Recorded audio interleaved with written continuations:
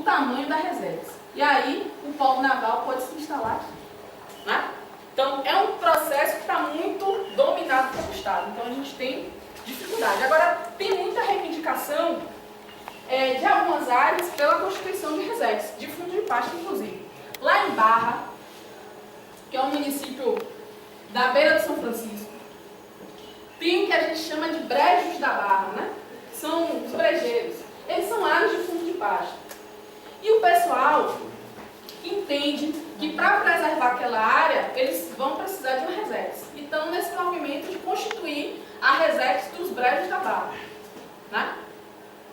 Também como área de fundo de pasto, porque eles entendem que esse é o melhor instrumento. E existem outros, mas eles escolheram esse. Então, é um processo também que está em ebulição aí, que as pessoas estão correndo atrás também, através desse instrumento, que não vai dar um título de propriedade da terra, porque vai ficar com esse formato do contrato de concessão de direito real de uso, que é um contrato também complicado, porque fica muito no domínio do Estado, né? Mas o pessoal entende que é uma estratégia. Né? Então, é possível também para os fundos de pasto pensar em constituir uma reserva, mas sabendo que ela tem limites. Um dos limites é o contrato de concessão de direito real de uso, o outro é o que depende de lei, né, para a instituição dessa reserva. A lei pode ser federal, estadual ou municipal, né? Pode ter resex municipal, resex estadual, resex federal e todas as outras unidades. E a questão do conselho gestor da resex? Depende de um conselho gestor.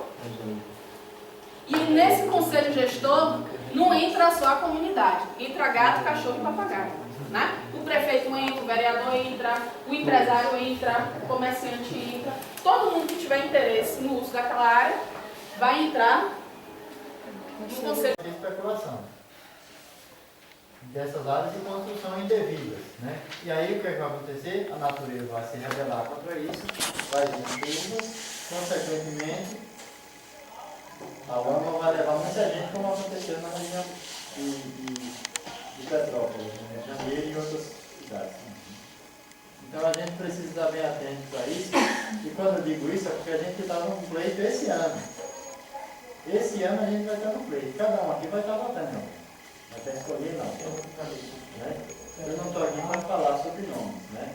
Mas que a gente possa refletir sobre essas pessoas que estão votando, você está dando uma volta há 4 anos para frente. Mas acompanhe esse indivíduo, se presta para você, você vai estar dizendo para ele no final dos 4 anos. Se não prestar, daqui a 4 anos você não vota, não repite o voto. Né? Rui Costa está vindo aí com uma máscara de gatinho, né? Mas na verdade está sendo lobo, mascarado de gatinho. Né? Monsanto, muitos projetos de Monsanto estão sendo deixados de lado por conta que existe uma rivalidade entre 2 partidos políticos e eles querem nivelar essa discussão de um partido só. Por conta da resistência de alguns partidos, que está ligado a todo mundo aqui, a toda essa galera.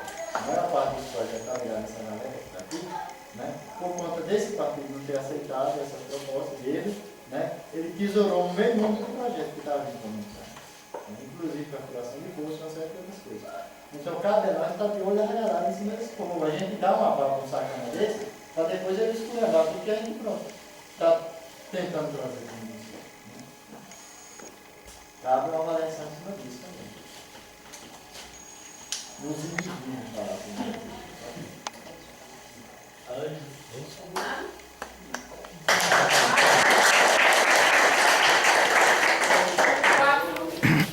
dentre essas questões que ao longo desse tempo a Caatinga sofreu, e o Nordeste sofreu preconceito natural, racial, cultural.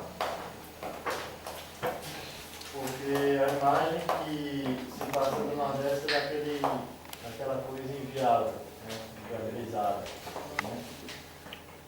A Caatinga é taxada com mata seca, mata caduca, mata branca.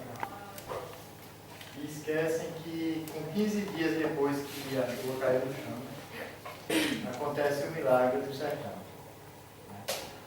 Nenhum outro bioma do país acontece isso. A recomposição da Caatinga, para quem vê, se vocês estivessem aqui hoje, chovesse como está seco hoje. E daqui 15 dias vocês iam sair, vocês iam acontecer isso. Né? Por conta de todo esse processo de adaptação que a Caatinga sofreu ao longo dos anos e que o ser humano não conseguiu acompanhar esse processo de evolução dela, né? E de adaptação. Se a gente tivesse conseguido acompanhar, entender que a Caatinga nos mostra caminhos, para a gente conviver com esse sertão seco, a gente poderia estar vivendo muito mais adequado. Talvez não estivesse passando por essas privações que nós estamos passando hoje. Né? São 500 anos de... Né, em questão da Caatinga, e aí algumas perguntas foram discutidas, né, muito nessa ideia da migração mesmo, né, eles conseguiram trazer algumas questões que fazem as pessoas, né, os moradores, no caso, os sertanejos saírem de sua terra e ir para outro lugar em busca de quê? O que vocês levantaram na hora? Em busca de alternativa de vida melhor, entendeu? Onde que aqui no sertão eles veem como uma região sem fins lucrativos ou bem.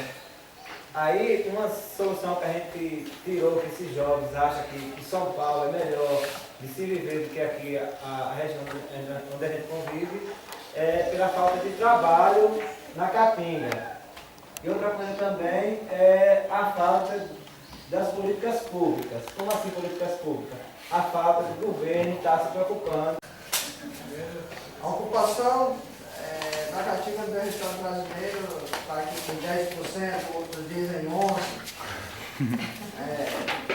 Fica aí relativo, mas tudo tem o mesmo percentual.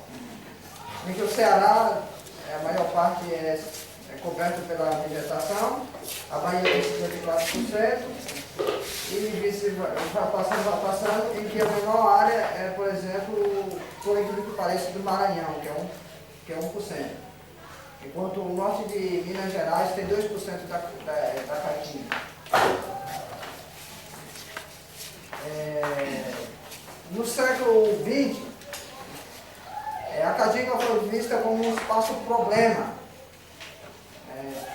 As pessoas associavam a Caatinga à questão climática, em que não era um lugar de se viver.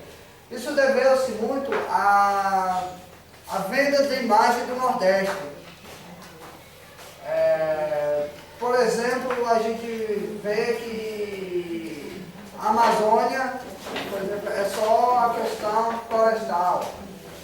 O Rio Grande do Sul só vê os pampas, né? A questão do chimarrão, o povo branco, o povo bonito.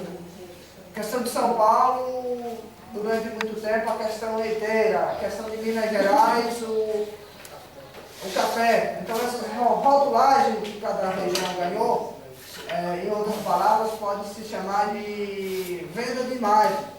E os grandes governantes, né, venderam a imagem do Nordeste como sendo pobre, para a partir daí ganhar fundos e apoios.